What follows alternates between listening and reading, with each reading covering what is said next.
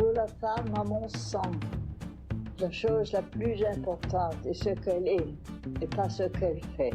If not me, who? If not now, when? C'est la vérité, finalement. Si ça sonne faux, j'arrive pas à le faire. I realized that creativity grows out of everyday experiences more often than you might think, including letting go.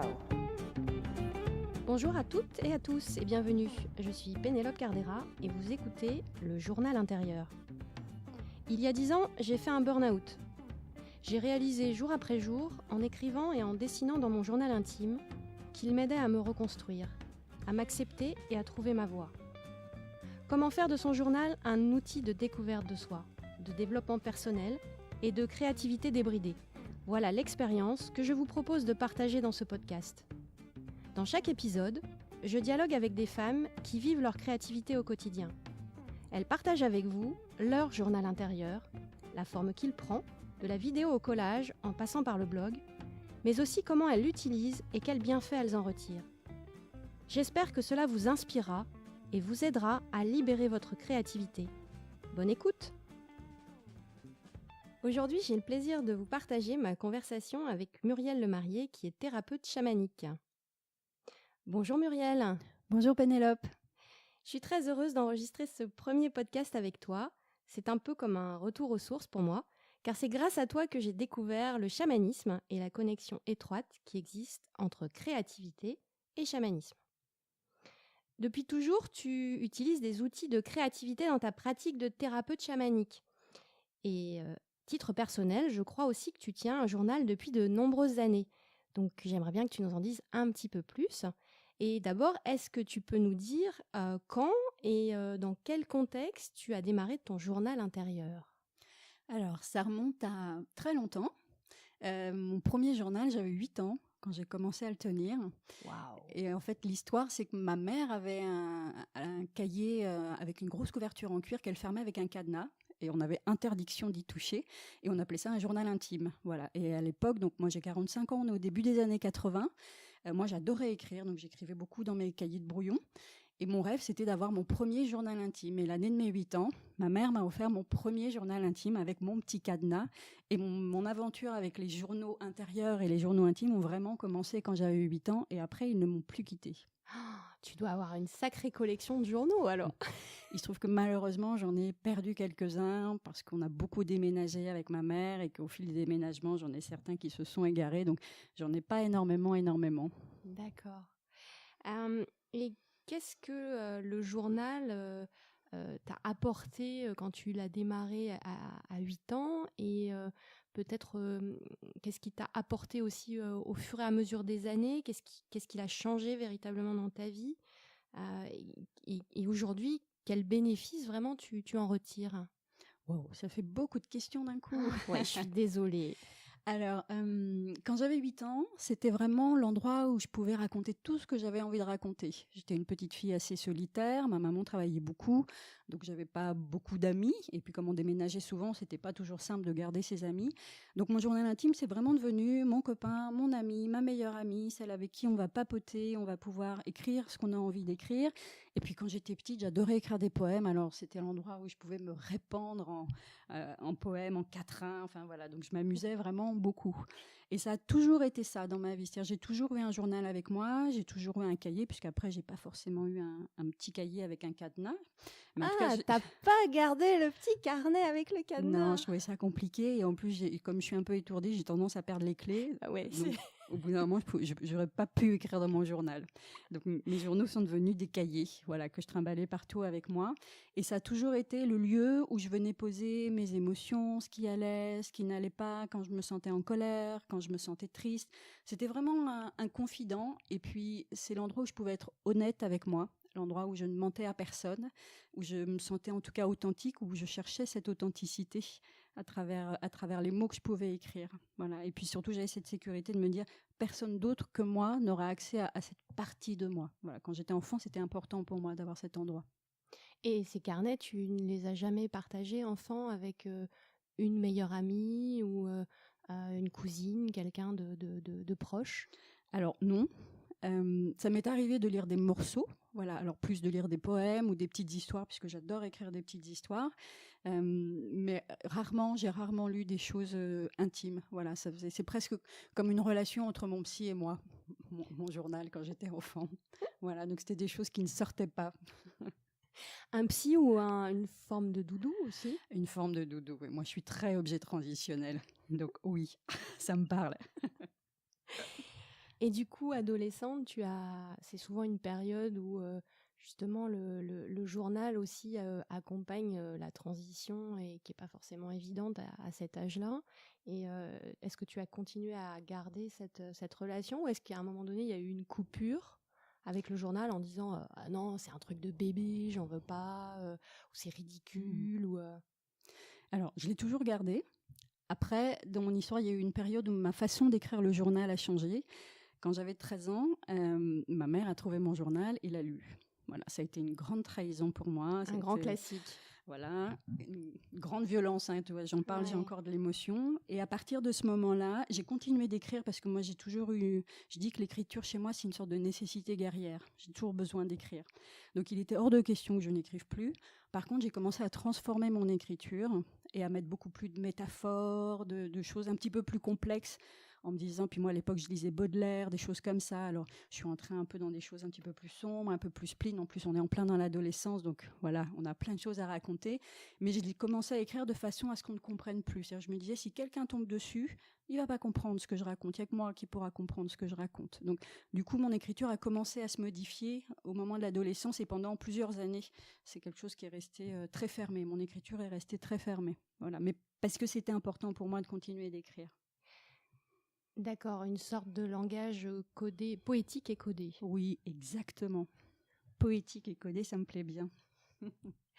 Et du coup, si on revient maintenant plus à l'âge adulte et au temps présent, est-ce qu'il y a eu d'autres transitions par rapport à ton journal entre ce que tu viens de nous expliquer entre l'enfance et l'adolescence? Est-ce qu'il y a eu des cycles aussi dans ton journal qui t'ont permis de passer des caps ou est-ce que tu t'en es servi comme une sorte d'outil de passage, de rituel? L'écriture peut aussi devenir un rituel? Oui, alors après, je ne sais pas très bien quoi répondre à part oui. Pour moi, écrire est une forme de rituel. Voilà. Et je me rends compte que l'écriture est créative. C'est-à-dire que quand on écrit, quand on pose des pensées, on peut les voir se matérialiser après dans la réalité. Et ça, je trouve ça tout à fait magique. Après, il y a eu des périodes de ma vie où j'ai plus écrit qu'à d'autres.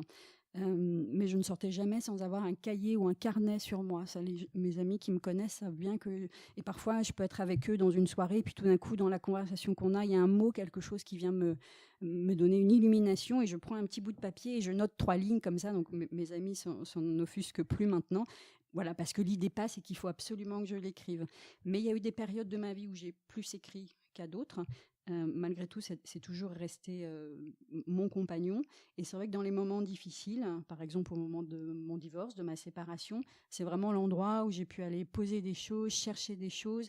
Et moi, je pose beaucoup de questions dans mon journal. Voilà. Et je me rends compte qu'après, l'univers, alors on va mettre ce mot-là, moi je l'appelle le grand esprit en tant que thérapeute chamanique, mais je me rends compte que l'univers répond toujours à nos questions. Voilà. Et parfois, mon journal sert d'endroit où je viens dialoguer avec ce qui est plus grand que moi. Et comment est-ce que tu intègres ton journal dans ton quotidien? Alors, pour moi, c'est vraiment une pratique quotidienne. Même si je vais y écrire que 2 lignes, je prends vraiment du temps pour écrire 2 lignes, pour noter l'humeur du jour, comment s'est déroulée la journée, ou si je le fais le matin, puisque moi, j'aime bien écrire le matin, parce que c'est un temps avant que la journée commence, et le soir, souvent, je suis très fatiguée. J'ai même commencé à me lever plus tôt, pour vraiment avoir du temps, et maintenant c'est devenu une sorte de petite routine. Donc je veille vraiment tous les jours à pouvoir au moins noter quelque chose sur mon journal. Voilà, ça c'est super important pour moi. Ça t'aide à bien démarrer ta journée? Ça m'aide à bien démarrer ma journée. Par exemple, il y a un petit rituel, alors je vous donnerai quelques livres à la fin, mais il y a un petit rituel qui s'appelle les pages du matin, voilà, qui est un moment où on vient noter tout ce qu'on a dans la tête. Et même si on n'a rien à écrire, on note, je n'ai rien à écrire, j'ai pas du tout envie d'écrire ce matin, je suis de mauvaise humeur, et on écrit écrit, et c'est vraiment comme si on venait se vider. C'est une sorte de lavage de notre inconscient, et ça fait un bien fou. Voilà. On peut même y noter ses rêves. Et on peut même y noter ses rêves. Oui, bien sûr, évidemment, je ne l'ai pas évoqué, mais une des pratiques qui est hyper importante pour moi, c'est de noter mes rêves. Voilà, moi, je tiens un journal de mes rêves. Et puis, en tant que praticienne chamanique, je travaille avec mes rêves, donc c'est hyper important. Et est-ce que tu as un journal particulier pour tes rêves ou est-ce que tu les notes dans le journal, ton journal intérieur? Alors, j'ai longtemps cherché la forme. Pendant un temps, j'avais plein de cahiers. J'avais le journal dans lequel j'écrivais mes idées, ma vie, enfin voilà, mes émotions. J'avais un cahier pour mes rêves, puis j'avais un autre cahier pour mes dessins. Et puis à un moment, je me suis dit, j'avais l'impression d'éparpiller ma pensée. Donc j'ai tout regroupé. Et en fait, au moment où j'ai tout regroupé dans le même cahier, mon journal intérieur a pris une dimension différente. Et ça, c'est devenu vraiment intéressant pour moi. Donc, par exemple, ce que je peux faire quand j'ai un cahier, je le prends de l'autre côté, je le retourne de l'autre côté, et je l'appelle la boîte à rêves. Voilà, donc comme ça. Et à un moment, les rêves et la réalité se rencontrent à un moment du journal, et je trouve que dans l'idée, c'est vachement joli. C'est génial ce que tu me racontes parce que je fais exactement la même chose. Et là, on ne s'est pas consulté, c'est incroyable. Voilà, mais je trouve que c'est vraiment symboliquement l'idée que le rêve et la réalité se rencontrent. Je trouve ça assez formidable, et là, on le fait vraiment dans la réalité. Voilà. Après, moi, cet été, on m'a offert un petit ordinateur sympathique. Donc, je commence aussi à prendre... j'ai ouvert un journal intérieur sur mon ordinateur. Voilà. Donc, j'ai à la fois le cahier, le côté papier, parce que j'adore le papier et que je suis un peu vieille France à ce niveau-là. Mais je découvre aussi le plaisir d'avoir un journal intérieur où je viens écrire, noter des idées sur mon ordinateur. Du coup, tu ne notes pas les mêmes choses dans la version papier que dans l'ordinateur? Non. L'ordinateur va me servir plutôt à classer mes idées. Par exemple, si j'ai des idées pour des ateliers, pour des choses que j'ai envie de faire avec les gens, je vais plutôt le noter maintenant sur mon ordinateur, alors que le journal intérieur est vraiment un endroit hyper intime à moi. Et puis, on ne peut pas dessiner sur un ordinateur, ou en tout cas, moi, je ne sais pas dessiner sur un ordinateur. Voilà. Donc, en fait, la partie, je dirais, organisée et structurée, comme tu viens de le dire, de la pensée, elle est plus sur l'ordinateur, et la partie créativité pure, pour toi, elle se fait plutôt sur le journal cahier, papier. Voilà. Et ça, c'est seulement depuis quelques mois. C'est complètement nouveau pour moi d'utiliser... c'est vraiment l'arrivée de ce petit ordinateur dans ma vie qui a un petit peu changé les choses. C'est un joli petit poudrier. Merci. Est-ce que tu aurais des synchronicités, des anecdotes que tu voudrais partager avec nous au sujet de ce journal et de ce que tu aurais pu y écrire, y créer, et qui serait arrivé dans la réalité peu de temps après? Alors oui, j'ai une petite anecdote amusante, parce que je la trouve vraiment rigolote. Alors, il faut savoir que il y a quelques années, j'ai commencé à intégrer les dessins dans mon journal, ce qui n'était pas du tout le cas pendant longtemps, déjà parce que je pensais que je ne savais pas dessiner, que j'avais aucun talent pour ça, et en plus faire des gribouillages dans mon cahier, ça m'allait pas du tout, parce que je voulais que mon cahier soit joli, qu'il y ait plein d'écriture, voilà. Et puis il y a quelques années, j'ai commencé à faire des petits personnages, à dessiner des choses, à faire ce que j'appelle des croque-notes. Voilà, c'est-à-dire que plutôt que d'écrire... C'est joli les croque-notes. Ouais, j'aime bien. Et voilà, et donc ma créativité, elle s'est aussi développée au moment où j'ai commencé à dessiner. Voilà, donc ça c'est pour vous poser un peu le contexte, pour vous raconter un peu cette histoire. Et donc l'histoire que je vais vous raconter, ça s'appelle l'histoire des éclairs au chocolat. Miam. Alors, il se trouve qu'un matin, je suis allée à la boulangerie, acheter mon pain un matin très tôt, et j'avais un ami qui passait boire le thé dans l'après-midi. Je voulais acheter un petit gâteau, voilà, et j'avais une folle envie d'éclairs au chocolat.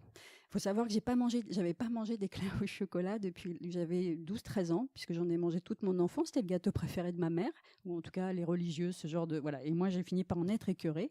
Mais ce matin-là, j'ai eu une folle envie d'éclairs au chocolat.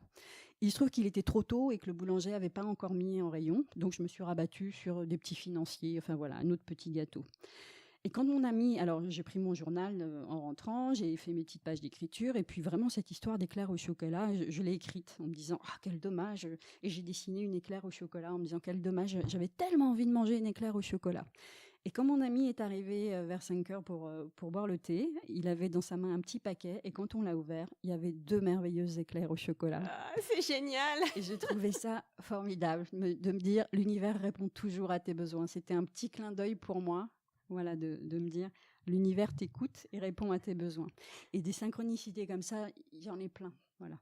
Ce qui peut m'arriver aussi, c'est d'écrire des choses et puis de les relire 1 an ou 2 ans après et de me rendre compte que tout ce que j'avais écrit ou tout ce que j'avais rêvé sont apparus dans la réalité, hein, ou des problématiques que j'avais, de me rendre compte qu'elles se sont résolues et que j'avais finalement déjà la réponse dans ce que j'étais en train de raconter. Voilà. Ça, c'est vraiment la magie de l'écriture. La magie de l'écriture et du dessin. Et du dessin, oui, tout à fait. Alors, tu nous as parlé de petits dessins, de croque-notes, mais est-ce que le journal t'a mené à la pratique d'autres formes de créativité à part le dessin dont tu viens de parler ? Oui, alors dans mon journal, on va trouver également des collages. J'aime beaucoup l'art du collage et de ce qui peut sortir. Alors, il y a plein de façons de faire des collages. Moi, je les fais de façon très rituelle puisque c'est vraiment ce qui m'habite. Mais je me suis mise aussi à côté à dessiner. C'est-à-dire moi qui pensais que je n'aimais pas dessiner ou que je ne savais pas dessiner puisque j'avais eu un gentil professeur de dessin l'année de ma 5e qui m'avait dit que je n'avais aucun talent et qu'il ne fallait pas que je dessine. Donc, je l'ai écouté, j'ai arrêté. Et puis, il y a quelques années, en commençant ces petits croque-notes, j'ai commencé à me dire « Ah, j'aime bien dessiner. Effectivement, je suis pas hyper douée, mais j'aime bien ça. » Et j'ai commencé à dessiner sur des feuilles. Je me suis acheté des carnets de croquis, des crayons de couleur, des aquarelles. Et j'ai commencé à dessiner. Et là, je me suis rendu compte qu'il y avait toute une foule de petits personnages qui avaient envie de se montrer. Donc moi, je dessine beaucoup de visages, de petites filles, de choses comme ça. Et ça a été vraiment une grande révélation pour moi. Voilà, de me mettre à dessiner. Et ces dessins cette forme de créativité m'a appris la patience. Voilà. Moi, je suis quelqu'un, quand je commence quelque chose, j'aime bien que ce soit déjà terminé. Et le dessin m'a appris ça, m'a appris à commencer un dessin et parfois à le travailler pendant une journée, 2 jours, 3 jours, parfois une semaine parce qu'on est bloqué. Et du coup, j'apprends la patience. Et une fois que ces dessins sont faits, je leur demande de me raconter des histoires parce que ça, c'est vraiment mon truc. Mais en tout cas, voilà, j'ai développé toute une forme de créativité auquel, si on m'en avait parlé il y a encore 5-6 ans, j'aurais dit non, moi jamais je ferais de la peinture ou je ferais jamais ce genre de choses. Et en fait, maintenant, j'adore ça. Voilà, c'est vraiment devenu quelque chose de très complémentaire au travail d'écriture. C'est intéressant ce que tu dis parce que on a tous un peu connu ça dans nos parcours scolaires, des profs qui pouvaient être soit hyper encourageants et justement développer. Moi, je pense à une prof qui m'a beaucoup aidée sur la partie écriture, qui m'a encouragée à écrire notamment, mais en sens inverse, des gens qui peuvent effectivement porter tout de suite des jugements sur ce prof de dessin dont tu parles. Est-ce que pour toi, maintenant que tu t'es autorisée à dessiner, tu disais je dessine pas bien, mais est-ce que tu penses vraiment que tu dessines pas bien ou est-ce que mon point c'est est-ce que tu penses qu'il faut vraiment savoir dessiner, bien dessiner? Qu'est-ce que ça veut dire bien dessiner pour s'autoriser à dessiner dans son journal? Non, mais je crois que tu as raison. Là, moi, je porte souvent des jugements sur moi, et notamment par rapport au dessin, hein, comme quoi cette histoire de professeur reste encore marquée dans mon enfant intérieur. L'important, c'est d'éprouver du plaisir dans ce qu'on fait. Voilà, et d'avoir de la joie à faire les choses et à les partager. Moi, j'adore partager mes dessins avec mes nièces, par exemple, et elles sont émerveillées en me disant « Waouh, tata, tu fais les plus beaux dessins du monde !» Et ça, c'est ma grande récompense, quoi. Ou quand je les vois qu'elles les accrochent dans leur chambre, je trouve ça assez magique. Voilà, de me dire, l'idée pour moi, c'est de partager. Voilà, c'est pas d'être beau ou pas beau, et puis c'est tellement subjectif le fait de trouver quelque chose beau ou pas beau. J'ai envie de partager, de montrer des choses au monde, de transmettre. Voilà, ça fait vraiment partie des choses que j'aime faire. Donc, par exemple, j'ai appris à ma grande nièce de 7 ans à faire des petites bonnes femmes, des petits personnages, en lui montrant comment on faisait. Du coup, ça lui a donné envie de prendre des cours de dessin. Voilà, donc il y a quelque chose aussi qui s'est réveillé, que j'ai pu transmettre avec mes petits dessins. Est-ce que tu disposes d'un espace à toi où tu peux vraiment exprimer ta créativité? Alors, la notion d'espace à soi, c'est très à la mode, hein, on en parle beaucoup avec Virginia Woolf et le retour à grande force du féminisme, et c'est super de pouvoir effectivement intégrer pour les femmes, d'avoir un espace à elles pour s'autoriser à créer. Est-ce que toi, tu disposes de cet espace? Alors déjà, j'ai un espace intérieur qui est à moi et qui n'est à personne et que je partage difficilement. Celui-là, on n'y touche pas, et quand on veut y rentrer, il faut vraiment frapper à la porte. Hein. Voilà, la porte n'est pas ouverte tout le temps, et cet espace, il sera là toute ma vie. Après, physiquement, il se trouve que je vis entre Paris et la Normandie et que j'ai un petit chez moi donc à Paris qui est devenu mon petit atelier. Voilà, et il y a quelques années, donc quand j'ai commencé à faire ces peintures et à commencer à gribouiller, tant que j'écrivais, ça me demandait pas d'avoir un espace. Je pouvais le faire sur mon canapé ou sur une table. Voilà, moi j'écrivais dans le métro, enfin partout où était propice à écrire. Mais quand on se met à dessiner, il faut sortir les crayons, les boîtes, Et donc là, j'ai commencé à me dire, il faut que je réorganise mon espace. Donc j'ai commencé à réorganiser mon espace chez moi et vraiment à me créer un petit atelier chez moi, donc avec une grande table. J'ai acheté des petites étagères et des choses pour ranger mes crayons de couleur, parce que je me suis mis à acheter des aquarelles, des crayons de couleur. Donc tous les mois, par exemple, je disais, allez, 20 €. Je dépensais 20 € dans mon petit matériel et aujourd'hui, j'ai une petite collection sympathique. Mais voilà, l'idée, c'est de se dire aussi que ça coûte pas forcément d'argent, et même si c'est que 5 € qu'on a à dépenser par mois, d'aller s'acheter des crayons de couleur, une boîte d'aquarelle ou un pinceau, ça fait super plaisir et on pense vraiment à l'artiste intérieur, à cet enfant intérieur, à ce petit cadeau qu'on se fait tous les mois. Donc maintenant, oui, à Paris, j'ai vraiment cet espace. Et puis quand je suis en Normandie, la maison est grande. Moi, j'adore peindre dans le jardin, par exemple, ou me mettre dans le jardin, entouré de tous mes livres, mes cahiers. Enfin, voilà, je sors et je suis vraiment comme une petite fille. Voilà, moi, je m'émerveille d'un petit peu tout. Et en même temps, j'ai envie de tout faire en même temps. Alors souvent, j'étale tout autour de moi. Voilà, et je me dis, aujourd'hui, qu'est-ce qui me ferait envie ? Et là, tu peins avec les doigts. Alors, j'adore peindre avec les doigts, j'adore travailler avec la gouache, l'acrylique, les pastels, bien sûr, parce que là, on peut vraiment étaler, patrouiller. J'adore en avoir plein les mains. Voilà, c'est-à-dire, je mets pas de gants quand je travaille. Et après, quand je me lave les mains, même s'il reste un petit peu de peinture, je suis hyper contente d'avoir les mains un petit peu sales, pleines de peinture. Je me dis, ah, ça fait de moi une super artiste, j'ai travaillé toute la journée avec ma peinture. Bref, j'adore. C'est vraiment très régressif pour moi. Qu'est-ce que ça signifie pour toi, le journal intérieur, le terme journal intérieur ? Pour moi, le terme journal intérieur, le journal, c'est l'objet.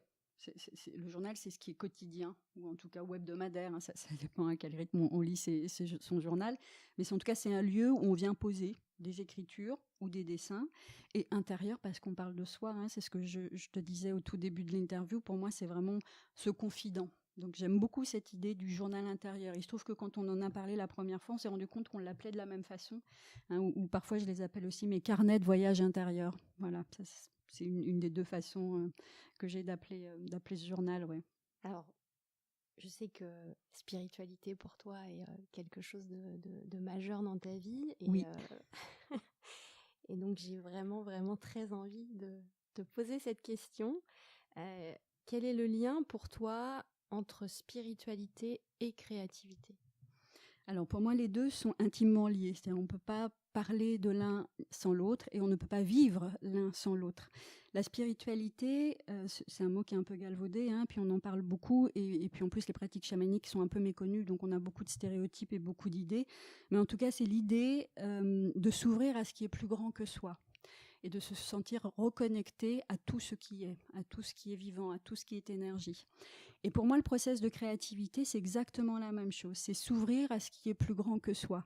Qu'est-ce qu'on appelle une inspiration ? Hein, les artistes disent j'ai eu une inspiration. Voilà, moi, ça m'est arrivé sur des histoires où je bloquais à 3 heures du matin de me réveiller assise dans mon lit et de me dire ça y est, j'ai l'idée. Voilà, c'est vraiment comme si quelque chose nous descendait d'en haut et nous arrivait à l'intérieur de nous. Voilà, donc pour moi, les deux sont intimement liés et la créativité vient réveiller nos enfants intérieurs. Hein, cette partie de nous que souvent on a un peu maltraitée, ou alors qu'on a enfoui parce qu'il faut être grand, il faut être des adultes responsables, il faut aller au travail.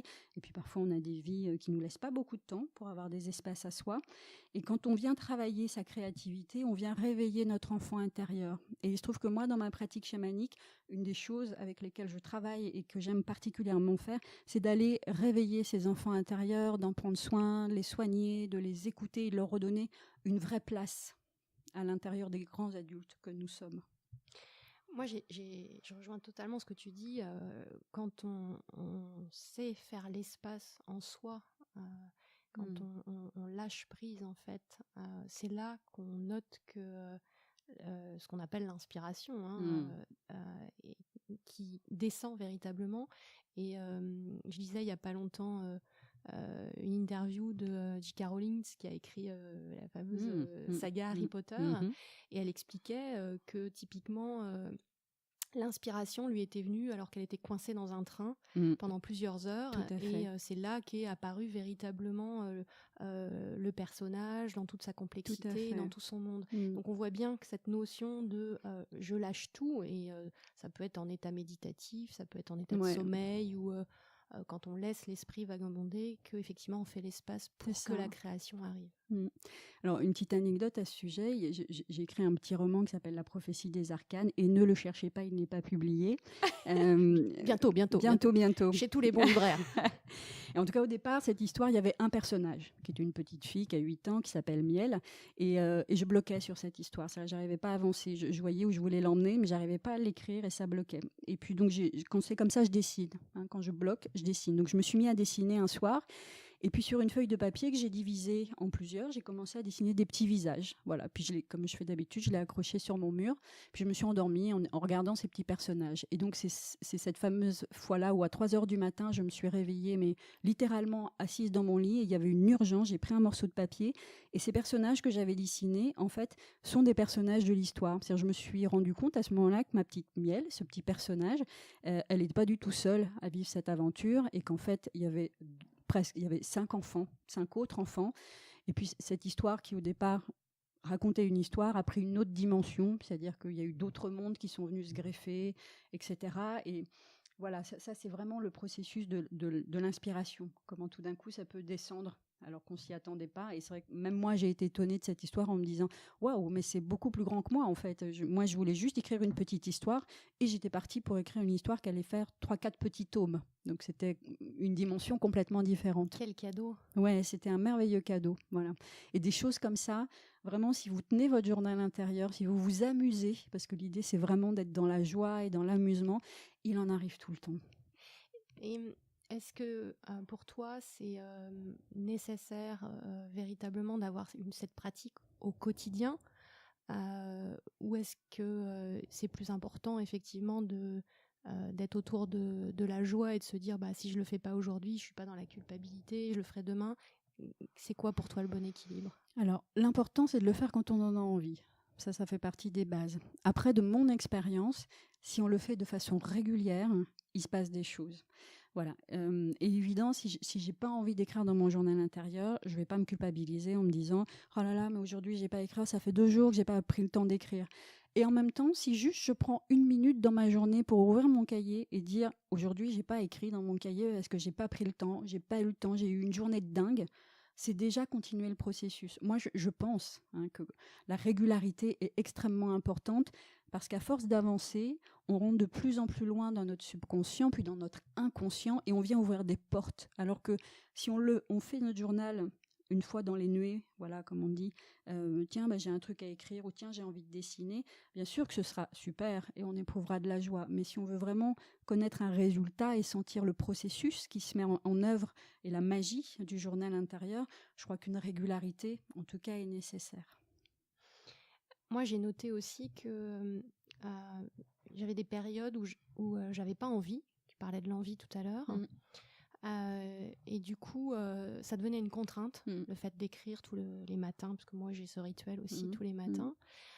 Après, ça peut être aussi dans la journée, je me réduis pas seulement au matin, mais j'ai noté que quand je le faisais pas pendant une journée, 2 journées, même si j'ai pas de culpabilité, quand j'analyse les choses quelque part, ça peut aussi être des fois une fuite. Quelque chose que je n'ai pas envie de décrire parce qu'émotionnellement c'est trop fort et que je suis en train d'essayer de le traverser. Oui, tout à fait. Ça, je suis hyper d'accord avec toi. Je me rends compte que moi, les moments où j'écris pas dans mon journal, c'est que ce sont des périodes où je suis en train de traverser quelque chose de difficile, où j'ai du mal à aller le regarder. Parce que forcément, quand on se met à écrire, quand on se met à dessiner, on commence à regarder et à voir, puisqu'on met hors de soi. Donc c'est une façon de prendre de la distance. Moi, j'appelle ça se mettre en position méta. Je prends de la distance par rapport à moi.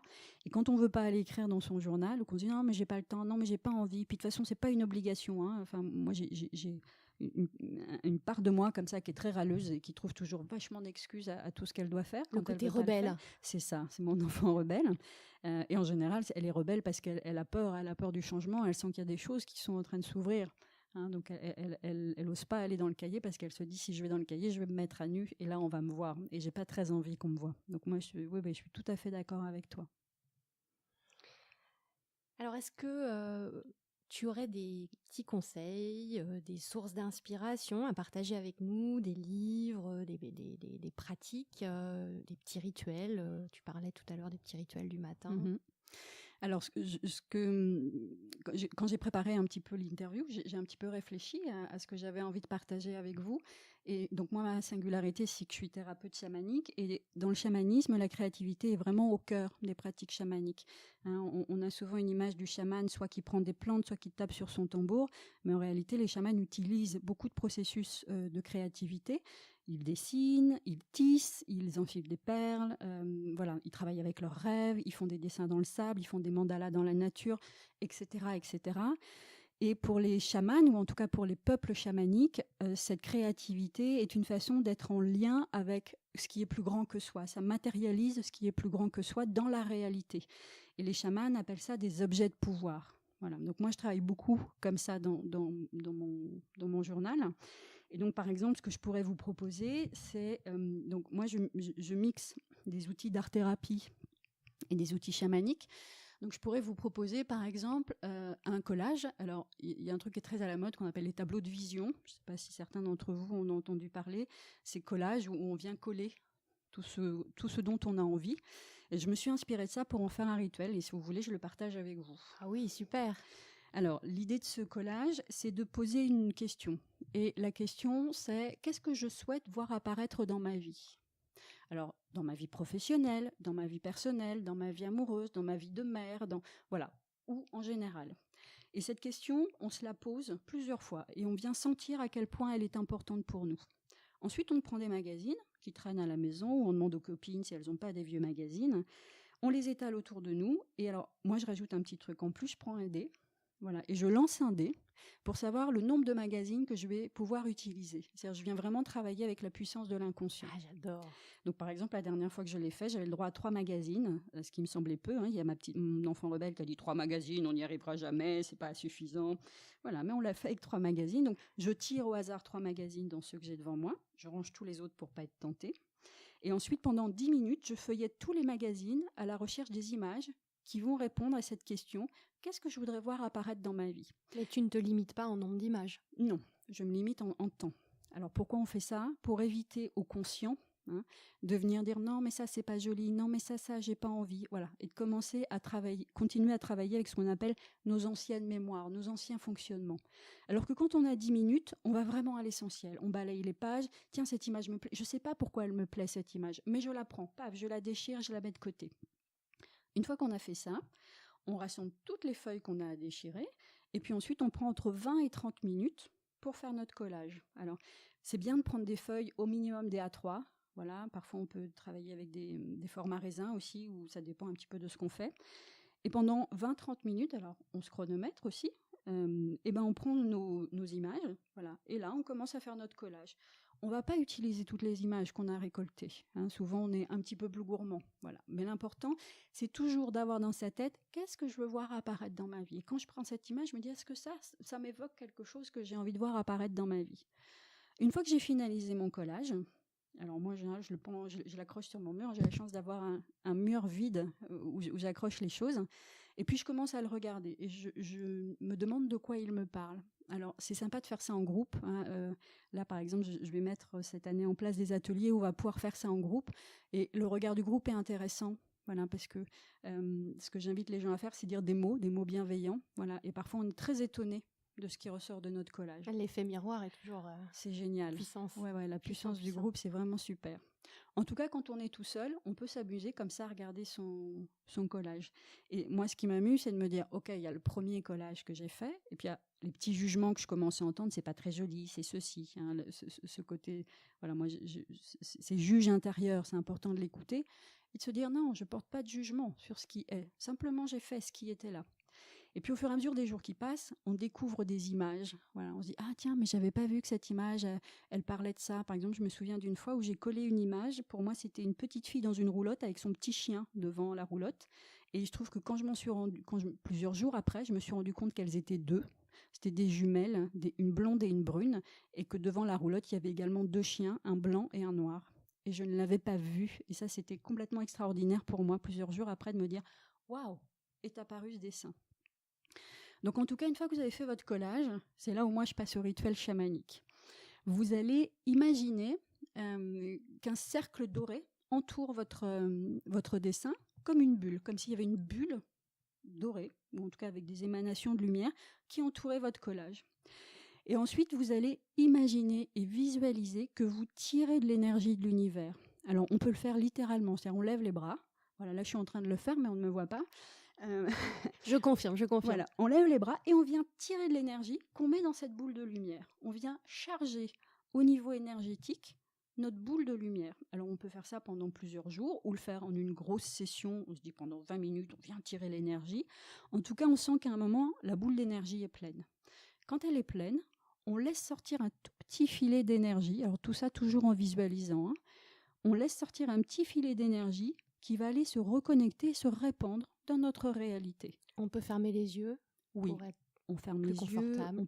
on peut faire allumer une petite bougie, se mettre de l'encens. Voilà, l'important c'est d'être détendu et surtout de croire en ce que vous faites. Ne cherchez pas à savoir comment ça va marcher, pensez simplement que ça va marcher.